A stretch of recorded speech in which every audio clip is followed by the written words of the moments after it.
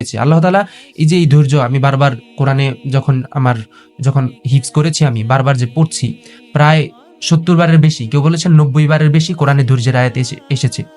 এখন কোরআনে কিন্তু কোনো শব্দের অপচয় নেই, কারণ কোরআন হচ্ছে সর্বশ্রেষ্ঠ কিতাব এবং এটা কিয়ামত পর্যন্ত মানব জাতির জন্য এটা হচ্ছে জীবন বিধান। এখানে কোনো শব্দের অপচয় নাই। সুতরাং আল্লাহ তাআলা বারবার বারবার কোরআনে 70 বারেরও বেশি, কেউ বলেছেন যে 90 বারেরও বেশি এই ধৈর্যের কথা কোরআনে কেন বলেছেন? ধৈর্যের মধ্যে কিছু তো একটা আছে।